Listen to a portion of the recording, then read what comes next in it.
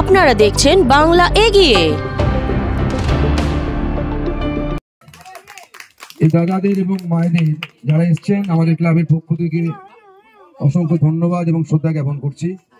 পরিশেষে একটা কথা আমার মনে পড়ে যাচ্ছে, কবি শক্তি চট্টোপাধ্যায়ের একটা কবিতা, মানুষ বড় একলা তুমি তাহার পাশে দাঁড়াও, এসে দাঁড়াও ভেসে দাঁড়াও ভালোবেসে দাঁড়াও, মানুষ বড় একলা তুমি তাহার পাশে দাঁড়াও। ধন্যবাদ। প্রতিবারের মতন একই আড়ম্বর করে পুজো হচ্ছে, মায়ের পুজো হয়েছে। আপনারা তার আগে গরিব যারা সম্পন্ন মানুষ তাদেরকে আপনারা খাইয়েছেন, প্লাস বাড়ির জন্য জিনিসপত্র দিয়েছেন। এখন আবার বছরের মতন ভোগও খাওয়াচ্ছেন, কি করবেন এলাকাবাসীর জন্য আর সবার জন্য? অ্যাকচুয়ালি এটা আমাদের 25 বছর বর্ষের আমরা উদযাপন করছি শ্রী শ্রী শ্যামা মা পূজা। আর এই 25তম বর্ষের আমরা মণ্ডপটার ভিতরে একটা কিছু নতুনত্ব আনার চেষ্টা করি।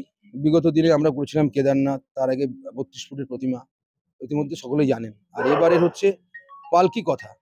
সেই পালকি কথার ভিতরে আমাদের বাঙালি যত ভারতবর্ষের একটা সংস্কৃতি আছে, পালকি হচ্ছে আমাদের একটা মাঙ্গলিক জিনিস। তো সেই পালকির রূপটা দিয়ে আমরা মাকে এমন একটা জায়গায় উপস্থাপন করেছি যে বিয়ের সাজে। পালকির আমরা একটাই জানি যে বিয়েটা মেন প্রাসঙ্গিক হয়ে যায় অনেক সময়। তো মা সেই বিয়ের সাজে পালকির বেশে যেন আমাদের পুজো মণ্ডপে এসেছেন, সেটাই আমরা প্রতিটি দর্শনার্থীদেরকে আমরা প্রেজেন্ট করার চেষ্টা করেছি। আর আপনি কিছুক্ষণ আগে যেটা বললেন যে সামাজিক কাজ, আমরা প্রাত্যহিক জীবনে সারা বছরই কোনো না কোনোভাবে মানুষের সেবা করে থাকি, কিন্তু আনুষ্ঠানিকভাবে সেবা বলতে আমরা এবার 2025 আমাদের এই 25 সালের এবং 25তম বর্ষের যেটা পরশুদিন আপনি এসেছিলেন, পরশুদিনকে যেটা করলাম সেটা হচ্ছে বিশেষ চাহিদা সম্পন্ন কিছু ব্যক্তি, বাচ্চা, বয়স্ক মহিলাদেরকে আমরা কিছু সাংসারিক দ্রব্য তুলে দিয়েছি আর একটু আহার আনন্দ তাদের করিয়েছি। তাদেরকে পরিপূর্ণ আমরা খাইয়ে তাদের আশীর্বাদ নিয়েছি এবং আমরা খুব আপ্লুত। এবং এখন যেটা করছি এটাও আমাদের মেন থাকে, এটা একটা বিশাল বড় সাবজেক্ট থাকে, যেখানে আমরা 5 থেকে 6 হাজার মানুষকে মায়ের মহাপ্রসাদ বিতরণ করি। সেটা সম্পূর্ণভাবে নিরামিষ এবং খুব নিষ্ঠাভাবে সেটা আমরা তৈরি করি। এবং আপামর এই এলাকার যতজন মানুষ আছেন, যতক্ষণ পর্যন্ত আমরা আমাদের সাধ্যমতো আমরা চেষ্টা করি নিরলস পরিশ্রম করে।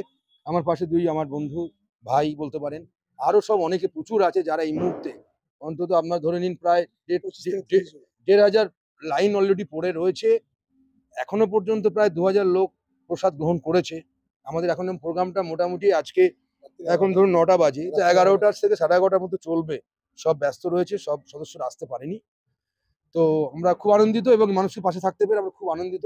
আর সর্বোপরি আপনাদের মতো একটা মিডিয়া এবং মাধ্যম যেটা আমাদের যে প্রয়াসটাকে বিভিন্ন জায়গায় যেটা আপনারা প্রচার করেন, সেটা শুধু আমাদের মঙ্গল না, সমাজের মঙ্গল।